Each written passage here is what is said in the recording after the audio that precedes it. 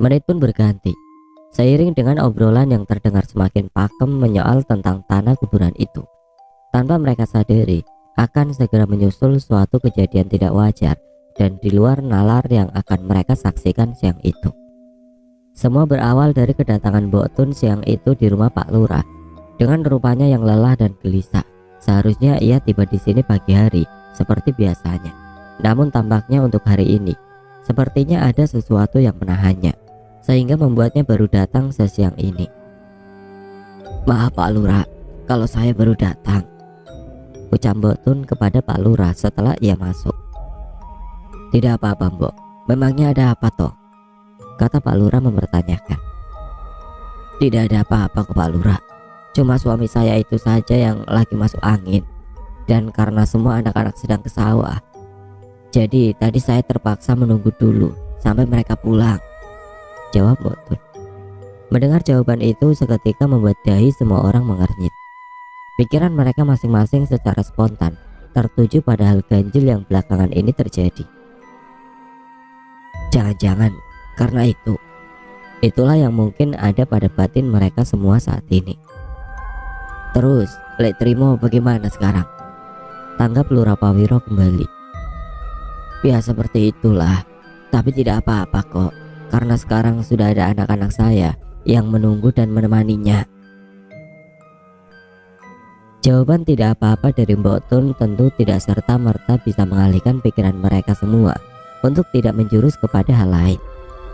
Namun karena masih banyaknya pekerjaan yang harus Mbok Tun selesaikan saat itu, mereka pun tidak bisa menanggapi dan membicarakannya lebih jauh. "Maaf, saya ke belakang dulu," kata Mbok Tun yang pamit dan hendak melakukan pekerjaannya. Semua orang di ruangan itu sebenarnya sama-sama menyadari ada yang aneh dan tidak biasa pada Mbok Tun. Ia terlihat gelisah, tertekan dan tidak nyaman, seakan ada sesuatu yang ia coba untuk disembunyikan. Mbok Tun segera menuju dapur, menemui Bu Sundari yang tengah sibuk mengolah masakan. Ia melempar senyum tanggung kepada istri majikannya itu, dan seraya menunduk, Mbok Tun juga meminta maaf. Baru saja datang karena suaminya yang mendadak sakit. "Walah, sudah saya duga Mbok, pasti ada sesuatu. Ya sudah tidak apa-apa, sekarang tangkap ayam saja di kandang belakang buat masakan nanti malam," kata Bu Lurah Sundari. "Nggih," jawab Mbok Tun yang langsung berjalan ke belakang untuk mengambil ayam di dalam kandang. Singkat cerita, menit demi menit berlalu. Suara kiak ayam beberapa kali terdengar, namun sudah hampir 30 menit Mbok Tun tidak juga kembali ke dapur. Bu Sundari yang berkali-kali memanggilnya dari jendela dapur merasa heran karena panggilannya tidak direspon oleh Mbok Tun. "Kenapa sih Mbok Tun?" kata Bu Sundari yang sekali lagi memanggilnya. Yang mana untuk kali ini akhirnya Mbok Tun menanggapi. Tapi apa yang keluar dari mulut Mbok Tun dalam menjawab panggilan Bu Sundari terasa sangat aneh. "Mati, mati, mati," teriak Mbok Tun dari dalam ruangan berisi kandang itu, beriringan dengan suara rontak kiak ayam yang berkelabakan. "Astagfirullah," sentak Bu Sundari yang mengamati dari balik jendela. Ia yang menyadari ketidakberesan itu langsung berlari menuju ruangan utama dan mencoba memberitahukan hal itu kepada suami dan orang-orang yang tengah duduk berbincang. "Mbok Tun, kenapa itu Mbok Tun?" kata Bu Sundari gugup terbata karena tidak bisa menggambarkan apa yang ia rasakan. "Ada apa Bu?" jawab Pak Lurah yang tanpa dijawab. Ia langsung diseret begitu saja menuju ruang belakang oleh sang istri. Semua orang berada di ruangan itu pun turut bangkit dan mengikuti. "Ada apa sih Bu?" tanya Pak Lurah lagi setelah beberapa tanpak ia dan semua orang keluar dari pintu belakang. "Mbok Tun di dalam, sudah dari tadi tidak keluar," tanggap Bu Sundari membisik seraya berjalan menuju ruang kandang itu. Suasana sekilas tampak biasa saja, sehingga akhirnya ketika Pak Lurah, Bu Sundari dan semua orang sampai di bibir pintu, terdengarlah di situ samar isak tangis dari dalam ruang kandang. "Kenapa itu?" kata Pak Lurah yang tersentak dan langsung masuk begitu saja ke dalam kandang. Dan terlihatlah pemandangan yang mengerikan di salah satu sudut. Ya, itu adalah Mbok Tun yang sekarang terlihat menangis sambil duduk memeluk lutut dengan darah merah yang melumuri hampir seluruh wajahnya. Tampak juga di situ ayam-ayam yang bergelimpangan. Ada yang sudah tidak bergerak dan ada juga beberapa yang masih menggelincang. "Mbok," ucap Pak Lurah dengan sedikit terbata. Yang tidak lama setelah itu Mbok Tun pun menjawabnya dengan tangisnya. "Maafkan saya, Pak. Maafkan. Saya benar-benar tidak tahu," kata Mbok Tun sambil menangis dan terisak. Mereka semua tidak tahu pasti apa yang terjadi, begitu juga dengan Mbok Tun yang menurut pengakuannya pandangannya mendadak gelap ketika setapak melangkah masuk ke belakang dan kembali terbangun berlumur darah di antara ayam-ayam yang mati. Menurut Mbak Suyuti, diduga kuat Mbok Tun dirasuki oleh sesuatu yang membantai dan menghisap darah semua ayam yang berada di kandang. Entah apapun itu, yang jelas semua semakin aneh dan tidak masuk akal saja. Mbok Tun segera dibawa pulang ke rumahnya. Beberapa saat setelah ia ditenangkan dan membersihkan diri, semua orang hanya bisa ternganga menggelengkan kepala dengan kejadian-kejadian janggal yang semakin keterlaluan. "Nanti malam kita secukupnya saja, tidak usah sampai larut. Malam ini jaga rumah kita masing-masing dulu," pinta Pak Lurah kepada orang-orang agar malam ini mereka tidak berkumpul hingga larut. Singkat cerita, adzan asar pun terdengar berkumandang bersamaan dengan orang-orang di rumah Pak Lurah yang mulai beranjak pulang. Semua wajah-wajahnya tampak tegang waspada, memendam rasa khawatir yang semakin terbalut oleh amarah. "Seandainya tidak ada hukum, sudah saya kelewang Tengku Wiryo itu," kata Pak Lurah kepada Bu Sundari beberapa saat setelah semua orang pulang. "Jangan begitu, sabar saja, semua pasti ada jalannya," jawab Bu Sundari. Hingga malam pun tiba, semua orang kembali berkumpul di rumah Pak Lurah seperti biasanya. Dan sesuai apa yang diarahkan tadi sore, acara basa-basi itu tidak berlangsung sampai larut. Mbak Gotro yang tiba-tiba mempunyai strategi menyuruh semua warga pendukung Lurah Pak Wiro agar melapor atau kalau bisa menangkap jika malam ini melihat gerak-gerik mencurigakan dari pendukung Juragan Wiryo. "Ini sudah semakin panas. Kalian semua tahu kan, mereka sudah menggunakan cara-cara yang tidak wajar. Pokoknya sekarang kalian semua pulang, jaga rumah masing-masing. Dan kalau melihat gerak-gerik yang mencurigakan dari pendukung sana, segeralah lapor Pak Kadus. Atau kalau berani, tangkap saja dulu," kata Mbak Gotro yang seraya memberikan sebungkus rokok kepada semua orang yang satu persatu mulai beranjak pulang dari rumah Pak Lurah itu. Kadus-kadus dan para tokoh juga beranjak tidak lama setelah itu, kecuali Mbak Gotro yang terlihat kembali duduk bersama Pak Lurah. Karena Mbak Rumi, istri Mbak Gotro, masih asik mengobrol dengan Bu Sundari di ruang belakang.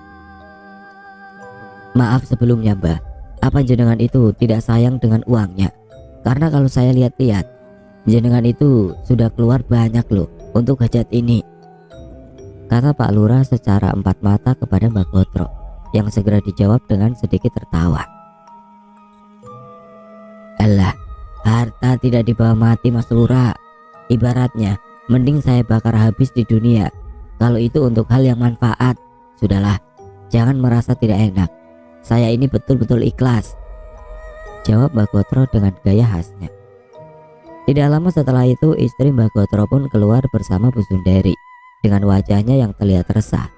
Orang yang kerap disapa Mbah Rumi itu tampak meragu saat mengajak Mbak Gotro untuk pulang.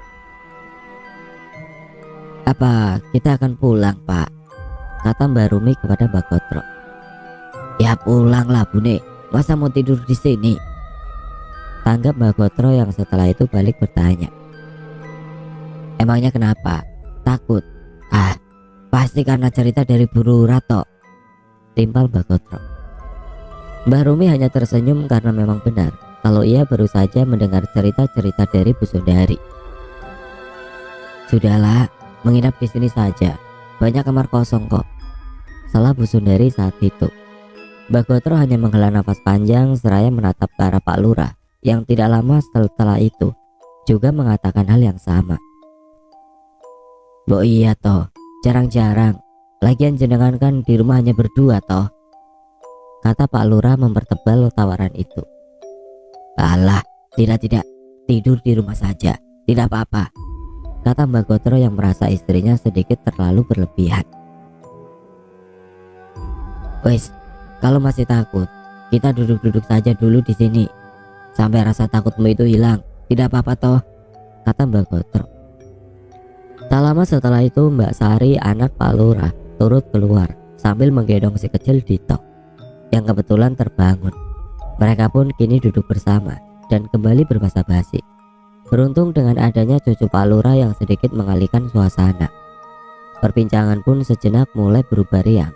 Namun sayangnya itu tidak bertahan lama ketika tiba-tiba Dito mengacungkan jarinya mengarah ke sudut jendela. Bah, ucap Dito dengan logat cadelnya, menunjuk-nunjuk ke arah jendela. Suasana riang seketika menjadi agak senyap. Semua mata segera tertuju ke arah di mana Dito menunjuknya. Kenapa adik? Kata Bu Sundari kepada sang cucu yang kebetulan berada dalam pangkuannya. Sebagai balita, Dito tentu tidak cakap untuk menanggapi dan masih saja menunjuk-nunjukkan jarinya ke arah yang sama. Bah, hingga bau pun tercium tiba-tiba, menusuk tajam di penciuman mereka masing-masing.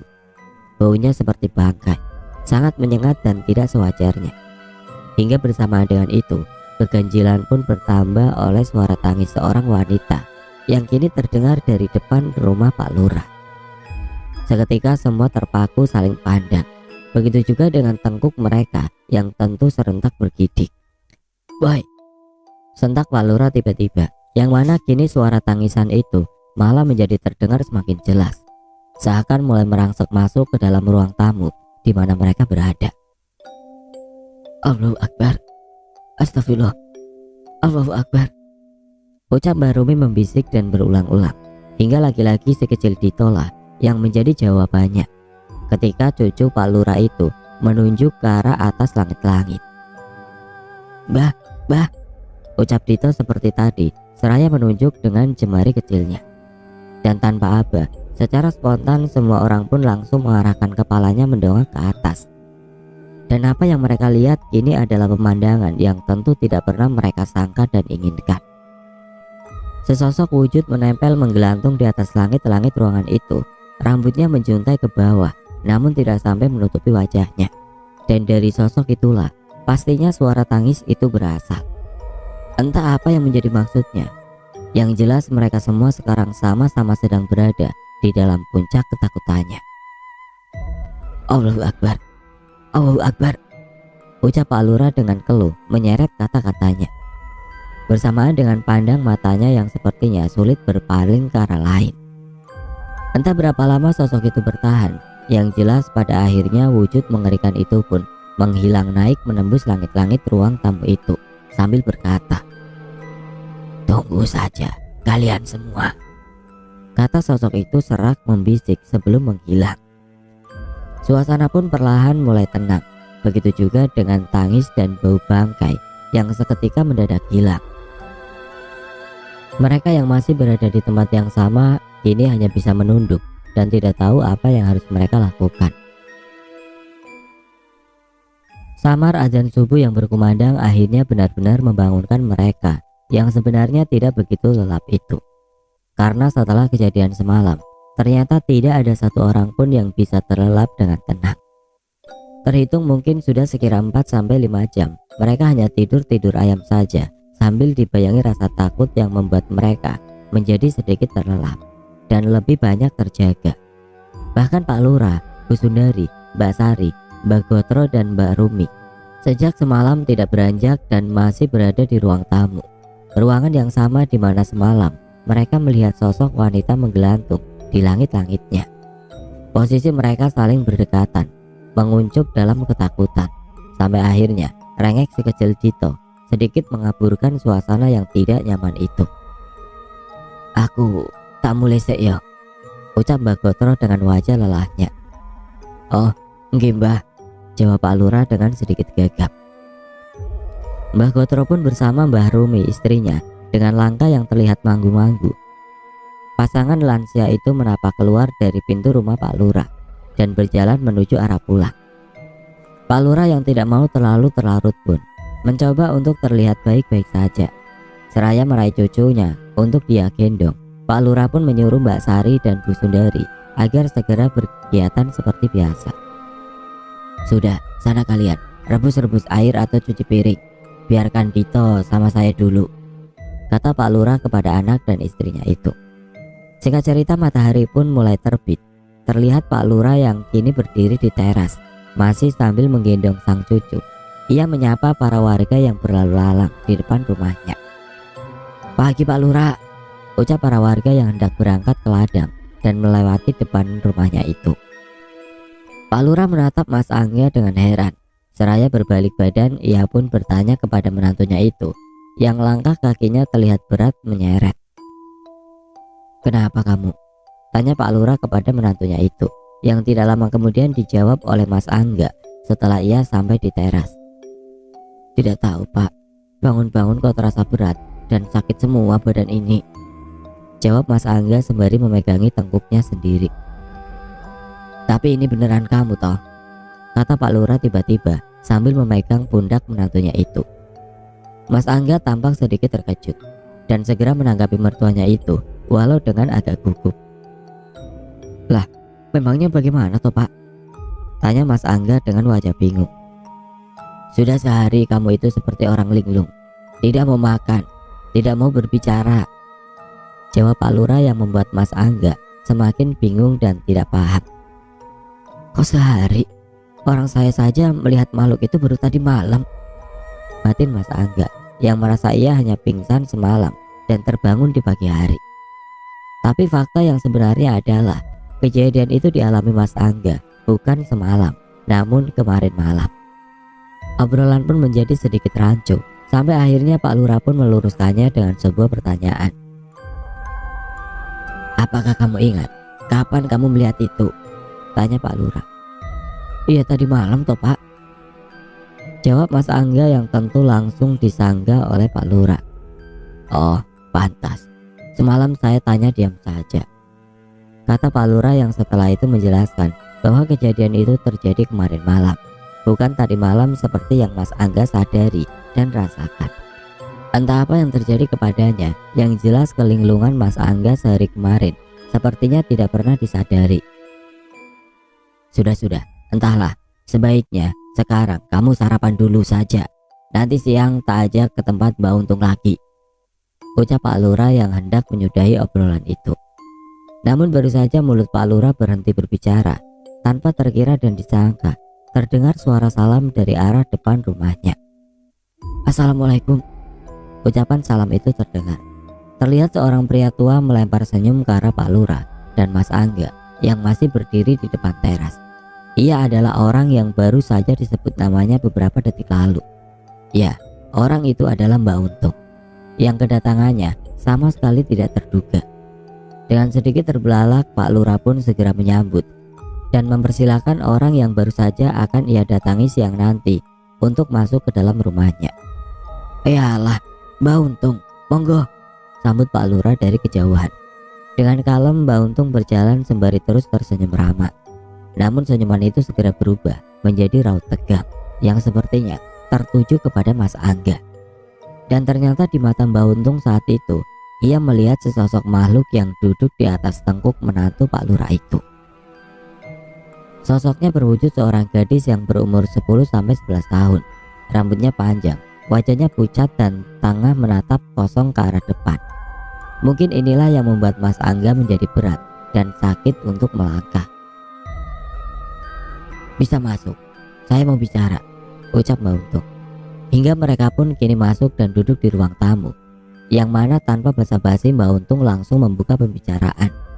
Ia mengatakan bahwa sepertinya sekarang sudah saatnya Pak Cokro, dukun kubu Juragan Wirya itu tahu kalau ia berada di pihak musuhnya. Pada intinya Mbak Untung sudah tidak lagi peduli dan akan secara terang-terangan berada di pihak Pak Lurah.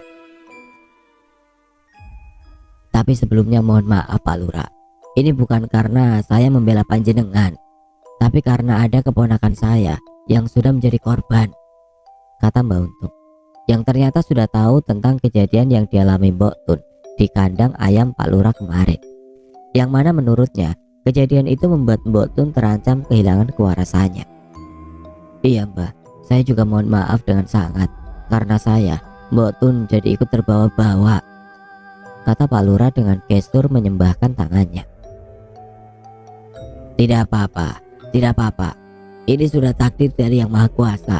Sekarang sudah saatnya mereka tahu apa yang bisa kita lakukan, tanggap Mbak Untung dengan wajah tuanya yang marah memerah. Setelah itu perlahan pembicaraan pun melandai santai, dan tibalah saatnya kini mata Mbak Untung tertuju kepada Mas Angga. Lebih tepatnya kepada sosok yang duduk di tengkuknya itu. Tubuhmu terasa berat kan? Tanya Mbak Untung kepada Mas Angga. Enggak Mbah, sudah dari tadi pagi, jawab Mas Angga sambil mengelus pundaknya sendiri. Turun, ucap Mbak Untung tiba-tiba sembari menatap ke atas kepala Mas Angga. Bagaimana sekarang? Kata Mbak Untung lagi setelah itu. Mas Angga tampak kebingungan, namun tidak bisa dipungkiri secara tiba-tiba ia merasakan tubuhnya lebih ringan dan nyaman. Hal itu sampai Mas Angga buktikan dengan berdiri menegakkan badannya. Iya Mbah, sudah enakan, jawab Mas Angga yang menyentak keheranan, dan segera disela oleh Pak Lurah. Memangnya tadi anak saya ini kenapa Mbah? Tanya Pak Lurah mengkerutkan alisnya. Yang mana tidak lama kemudian hal itu pun segera dijawab oleh Mbak Untung. Bagaimana ya? Saya sulit untuk menjelaskannya Pak Lurah, jawab Mbak Untung, yang membuat Pak Lurah semakin heran dan penasaran. Tapi Mbak Untung pun pada akhirnya mencoba untuk tetap menjelaskannya dengan bahasa yang sederhana. Ia pun berkata bahwa tadi ada lelembut yang mengganggu Mas Angga dengan cara duduk di tengkuk lehernya. Tapi sekarang sudah hilang kan? Tanya Pak Lurah yang segera dijawab oleh Mbak Untung dengan singkat. Sudah hilang kok, jawab Mbak Untung. Pak Lurah ternyata ingin tahu seberapa parah gambaran keadaan ini, dan dengan adanya Mbak Untung sekarang, ia pun memanfaatkannya untuk bertanya lebih jauh. Sudah separah apa didaya Telu ini menurut kacamata beliau? Tenang saja, insya Allah semua bisa saya atasi. Tapi tidak bisa dipungkiri, kalau dibandingkan dengan yang lain, panjenengan ini memang yang terparah, tanggap Mbak Untung. Nanti malam kalau mau, jenengan bisa melihat sendiri kok, ketika nanti saya melakukan ritual pembersihan rumah ini, kata Mbak Untung lagi. Yang bersama dengan itu, Bu Sundari pun keluar dan agak terkejut dengan adanya Mbak Untung. Wah Mbah, kok tidak berkabar dulu kalau mau berkunjung kemari, kata Bu Sundari berbahasa basi seraya mendekat dan menyalami Mbak Untung. Sebentar, saya buatkan minum. Sampai itu kok ya tidak memberitahu kalau Mbak Untung ada di sini, kata Bu Sundari kepada Pak Lurah. Setelah itu, yang juga segera ditanggapi oleh Mbak Untung. Sudah Bu Lurah, tidak usah repot-repot. Orang saya juga sedang puasa kok, kata Mbak Untung yang membuat Bu Sundari urung beranjak dan ikut duduk dalam ruangan itu. Hingga obrolan pun kembali berlanjut, disusul juga oleh Mbak Sari yang akhirnya turut keluar dan duduk bersama di ruang tamu Pak Lurah itu. Yang mana pembicaraan saat itu lebih terfokus kepada persiapan ritual pembersihan yang akan dilakukan nanti malam. Lah, perihal Mbak Suyuti itu bagaimana? Apakah nanti juga tetap ikut Mbah? Tanya Pak Lurah di sela pembicaraan itu. Ya, tetap ikut membantu saya kok. Kan biar lebih ringan dan mudah, tanggap Mbak Untung. Yang mana beberapa saat kemudian obrolan itu pun terpaksa terputus oleh kedatangan Lek Trimo, suami Mbok Tun, yang mengabarkan sesuatu. Tun, kok kumat lagi Pak Dik, kata Lek Trimo kepada Mbak Untung beberapa saat setelah ia datang. Yang mana saat itu ia mengabarkan bahwa Mbok Tun kerasukan lagi. Semua orang tentu terkejut, begitu juga dengan Mbak Untung yang terdengar mengatakan sesuatu sebelum ia bangkit dan keluar dari rumah Pak Lurah. Apa ikatannya lepas? Kata Mbak Untung sembari berdiri dan berjalan keluar. Putus Pak Dik, talinya diputus, jawab Lek Trimo saat itu. Mbak Untung dan Lek Trimo pun segera beranjak pulang ke rumahnya, diikuti oleh Mas Angga dan Pak Lurah, yang juga terlihat berjalan mengikuti ke rumah Mbok Tun sembari mencerna informasi yang belum sepenuhnya mereka pahami itu. Hingga singkatnya sampailah mereka semua di rumah Mbok Tun. "Tun!" teriak Mbak Untung sembari masuk ke dalam rumah keponakannya itu dan langsung menuju pekarangan belakang rumah. Sesuai dengan apa yang telah dikatakan Lek Trimo sebelumnya. "Ada di belakang, Pak Adik. Sungguh saya tidak berani," kata Lek Trimo. Dan terlihatlah kini pemandangan itu. Pemandangan yang hampir sama dengan kejadian di rumah Pak Lurah kemarin. Bahkan sepertinya kali ini lebih parah. Suasana saat itu terdengar sangat gaduh oleh unggas-unggas yang saling berterbangan mencoba kabur dari kandang yang beratap rendah itu. Terlihat juga beberapa bebek yang telah berserak mati, tampaklah di salah satu sudutnya. Mbok Tun yang bersila menggigit salah satu leher bebek peliharaannya itu. "Mak, eling mak!" teriak Lek Trimo ke arah istrinya dari kejauhan. Ia tidak berani mendekat karena mempunyai trauma dan pasti akan pingsan ketika melihat darah. Alasan itulah yang membuat Lek Trimo tadi memutuskan untuk keluar mencari bantuan. Beruntung setelah itu seketika Mbok Tun segera sadar dan langsung melemparkan bebek yang berada di tangannya. "Ya Allah!" teriak Mbok Tun yang langsung menangis setelah kesadarannya. Pak Lurah, Mas Angga dan Mbak Untung pun segera mendekat dan memapa Mbok Tun masuk ke dalam rumahnya dengan wajah dan bajunya yang sudah penuh dengan darah, persis seperti apa yang terjadi kemarin di rumah Pak Lurah. "Tolong, tolong!" tangis Mbok Tun dalam papahan Mas Angga dan Pak Lurah. Kegaduhan itu pun terdengar sampai luar dan membuat beberapa warga berdatangan. Sebagian tampak heran dan bertanya-tanya melihat itu, namun tidak sedikit juga yang sepertinya sudah tahu bahwa Mbok Tun turut terkena serangan teluh dari Juragan Wiryo. Lek Trimo tidak kuasa, akhirnya mendekat. Walau sempat dihalau oleh warga, namun ketidaktegaannya tetap memaksa untuk melihat keadaan istrinya itu. Dan benar saja, baru beberapa detik saja ia melihat darah di wajah Mbok Tun. Ia pun langsung terhuyung lemas dan pingsan. Sementara itu para ibu-ibu yang turut datang bergegas berjibaku mengambil alih Mbok Tun dari rangkulan Pak Lurah dan Mas Angga. Mereka pun segera menyeka, membersihkan dan mengganti baju Mbok Tun itu. "Kok bisa sampai seperti ini toh Mbak Ayu? Yang sabar ya," ucap salah seorang di antara ibu-ibu kepada Mbok Tun yang masih tampak menangis itu. Gambaran sesungguhnya cukup menyedihkan. Seorang Mbok Tun yang dikenal sebagai wanita tangguh dan selalu bisa mengatasi keadaan itu, sekarang tampak berada dalam titik terlemahnya. Pak Lurah dan Mas Angga tidak lagi bisa berkata-kata. Bersama Mbak Untung dan para warga, mereka kini terlihat duduk di ruang tamu.